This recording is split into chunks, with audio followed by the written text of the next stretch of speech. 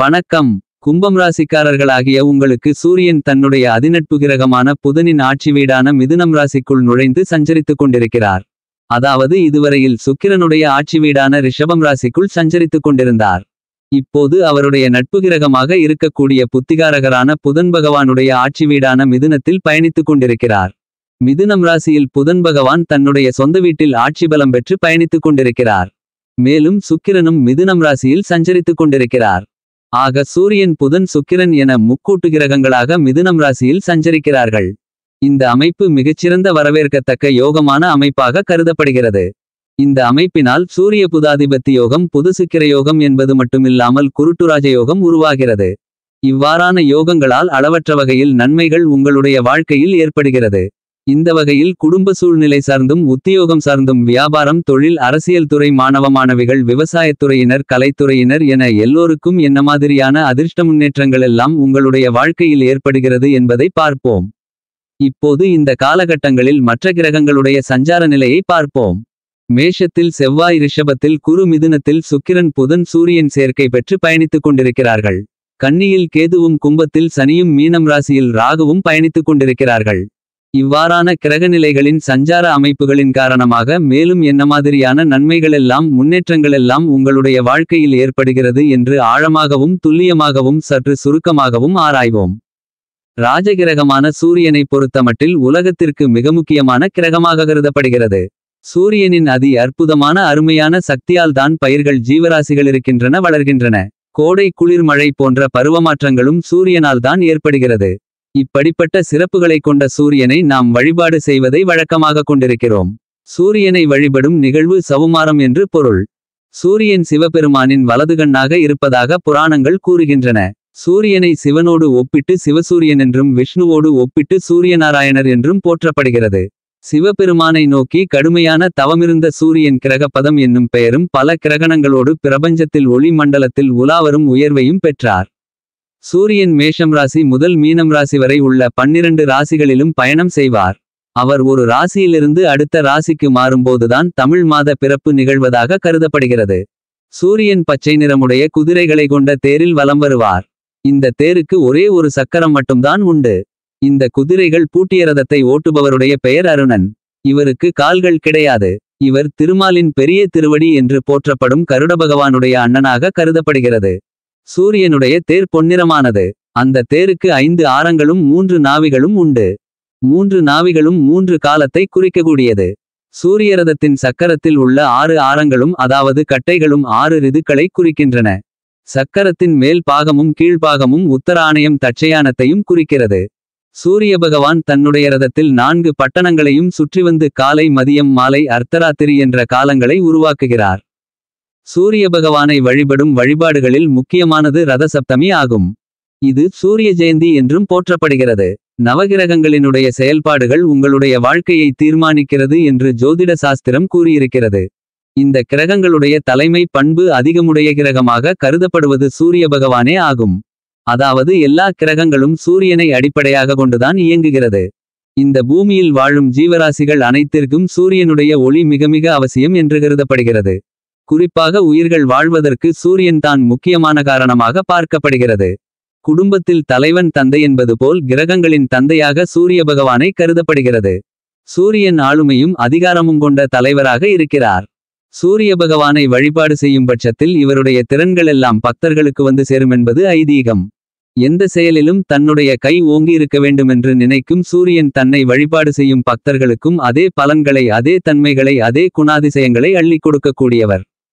சூரியன் எதிரிகள் புடை சூழ வந்தாலும் துரோகிகளால் வாழ்க்கை பாதித்தாலும் அதனையும் தாங்கி நிற்கக்கூடிய தலைமை பண்பை சூரிய பகவானை வழிபடும் பக்தர்களுக்கு அவர் அள்ளிக் கொடுக்கிறார். சுற்றி இருக்கும் பல பேர் கூட்டத்தின் நடுவே உங்களை அதாவது பக்தர்களை தலைவனாக்கி அழகு பார்க்கக்கூடிய மிகச்சிறந்தவர் சூரியன். இப்படிப்பட்ட சூரிய பகவானை நாம் எப்படி வணங்க வேண்டுமென்று பார்த்தோமானால் அதிகாலையில் எழுந்து சூரியன் உதிக்கும்போது சூரியனை பார்த்து சூரிய நமஸ்காரம் செய்து வந்தால் வாழ்க்கை செல்வ செழிப்புடன் இருக்கும். அப்படி முடியாவிட்டாலும் காலையில் எழுந்து குளித்து முடித்துவிட்டு தண்ணீரை சூரியனுக்கு சமர்ப்பணம் செய்தல் வேண்டும். அதாவது பித்தளை அல்லது செம்பு பாத்திரத்தில் தண்ணீரை நிரப்பி காலையில் உணவு உண்ணாமல் வெறும் வயிற்றில் குளித்து முடித்துவிட்டு கிழக்கு நோக்கி சூரியனை பார்த்து தலைக்கு மேல் தண்ணீர் நிறைந்த பாத்திரத்தை தூக்கி உயர்த்தி கொள்ள வேண்டும். பின்னர் தண்ணீர் பூமியை நோக்கி ஊற்றுமாறு பாத்திரத்தை சாய்க்க வேண்டும். இவ்வாறு பஞ்சபூதங்களில் ஒன்றான நீரை சூரியனுக்கு சமர்ப்பணம் செய்யும்போது நாம் நினைத்த காரியங்கள் கைகூடும். இவ்வாறான வழிபாட்டை தினமும் செய்து வந்தால் சூரியனின் பரிபூரணமான அருளாசி கண்டிப்பாக கிடைக்கும் என்பதில் துளியளவும் சந்தேகமில்லை.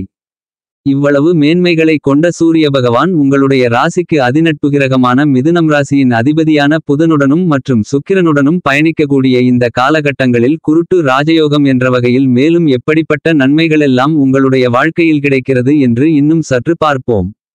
கும்பம் ராசிக்காரர்களாகிய உங்களுக்கு மேலும் எந்த மாதிரியான நட்பலன்கள் கிடைக்கிறது என்று பார்ப்போம். உங்களுடைய ஜென்மராசியிலேயே ராசிநாதனான ராசியின் அதிபதியான சனி ஆட்சி பலம் பெற்று பலமாக சஞ்சரித்துக் கொண்டிருக்கிறார். ராசிக்கு 4ஆம் இடமான சுகஸ்தானத்தில் குரு அமர்ந்து கொண்டு உங்களுடைய விரயஸ்தானத்தை பலமாக பார்வையிடுகிறார் என்பது மட்டுமல்லாமல் 10ஆம் இடத்தையும் ராசிக்கு 8ஆம் இடத்தையும் பார்வையிடுகிறார். எனவே இந்த காலகட்டங்களில் உங்களுக்கு இருக்கின்ற அஷ்டம பாதிப்புகள் அனைத்தும் விலகும். உத்தியோகம், வியாபாரம், வருமானங்கள் போன்றவற்றில் வேலை தொழில்காரகன் சனி ஜென்மசனியாக இருப்பதன் பாதிப்பால் எந்தவிதமான ஏற்றத்தாழ்வுகளும் இன்றி சீராகிருக்கும். மேலும் உங்களுடைய வீண் விரய செலவுகள் சுப செலவுகளாக மாறும். என்றாலும் கும்பம் ராசிக்காரர்களாகிய உங்களை பொறுத்தமட்டில் ஜென்மசனி நடந்து கொண்டிருப்பதால் என்னதான் மற்ற கிரகங்களுடைய மாற்றங்கள் ஏற்பட்டாலும் சனி ஆட்சிபலம் பெற்று ஜென்மத்திலிருப்பதால் எந்த ஒரு காரியத்தை நீங்கள் கையாண்டாலும் அவை நடைபெற்றாலும் கூட அவற்றில் சின்ன சின்ன தடங்கல்களும் தாமதங்களும் நடந்த பிறகே நடக்குமென்பதை சனி துல்லியமாக தெளிவுபடுத்துகிறார். இந்த காலகட்டத்தில் பெற்றோர்கள் மூலமாக உங்களுக்கு எல்லாவிதங்களிலும் ஆதரவுகளும் ஒத்துழைப்புகளும் நிறைந்து கிடைக்கும்.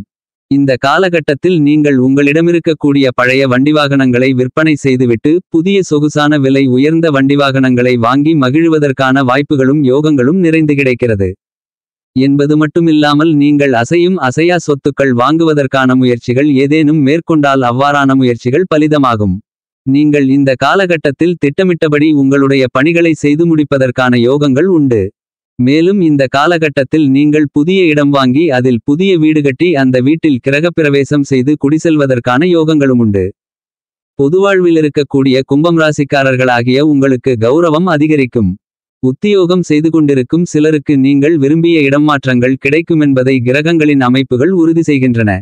கலைத்துறையில் இருக்கக்கூடிய கலைஞர்களுக்கு வருமானங்களை உயர்த்திக் கொள்வதற்கான யோகங்கள் பெருமளவில் உள்ளது. உறவினர்களுடனிருந்த சிரமங்கள் பிரச்சனைகள் சுமூகமான முடிவிற்கு வந்து உறவுகள் மேம்பட்டு மகிழ்ச்சி சந்தோஷம் குதூகூலம் கூடக்கூடிய வகையில் இந்த தருணம் அமைந்துள்ளது. கணவன் மனைவிக்கு இடையே இருந்து வந்த கருத்து வேறுபாடுகள் சிறு சிறு சண்டை சச்சரவுகள் மோதல்கள் கசப்பான நிகழ்வுகள் அனைத்தும் மறைந்து தேவையில்லாத வாக்குவாதங்கள் நீங்கி நல்லுறவு நல்லிணக்கம் அன்பு பாசம் அந்நியோன்யம் அதிகரித்து மகிழ்ச்சி ஆனந்தம் பெருகும். உத்தியோகம் காரணமாகவோ அல்லது மற்ற காரணங்களுக்காகவோ குடும்பத்தை விட்டு பிரிந்திருந்தவர்கள் மறுபடியும் குடும்பத்துடன் ஒன்று சேர்ந்து மகிழ்ச்சி அடைவதற்கான காலகட்டமாகவும் இந்த சூரிய பெயர்ச்சி காலகட்டம் அமைந்துள்ளது என்பதை கிரக நிலைகள் உறுதி செய்கின்றன. இவ்வாறான பல்வேறு வகையான நன்மைகளிருந்தாலும் இந்த காலகட்டத்தில் நீங்கள் என்ன மாதிரியான விஷயங்களில் சற்று விழிப்புணர்வுடனும் கவனத்துடனும் இருக்க வேண்டுமென்று பார்ப்போம். ஆடம்பர செலவுகளால் அதிக அளவிலான வீண்விரய செலவுகள் ஏற்படுவதற்கான சூழ்நிலைகள் உருவாகியுள்ளது. எனவே உங்களுடைய செலவுகளை குறைத்துக் கொள்ளுங்கள் அல்லது செலவுகளை மிகுந்த கவனத்துடன் கட்டுக்குள் வைத்துக் கொள்வது சிறப்பு. தேவையில்லாத இடத்தில் தேவையில்லாமல் கடன்களை வாங்க வேண்டாம். கடன் வாங்க வேண்டிய கட்டாய சூழ்நிலை ஏற்பட்டால் உங்களுக்கு அத்தியாவசியமாக தேவையான அளவிற்கு மட்டும் வாங்குதல் நல்லது. என்றாலும் அவ்வாறான கடன்களை கூடிய விரைவில் முடித்துவிடுவதற்கான முயற்சிகளை கண்ணும் கருத்துமாக மேற்கொள்ளுவது நல்லது. உங்களுடைய ராசிக்கு 8ஆம் இடமான அஷ்டமஸ்தானத்திற்குள் ராகு பயணித்துக் கொண்டிருப்பதால் நீங்கள் இந்த காலகட்டத்தில் எதையும் நிதானித்து சிந்தித்து நன்கு யோசித்து செய்ய வேண்டும். இந்த காலகட்டம் உங்களுக்கு ஜென்மசனி என்பதால் ஒரு தடவைக்கு பல தடவை நன்கு யோசித்து எல்லா வகையான காரியங்களையும் கையாளுவது மிக மிக சிறப்பு.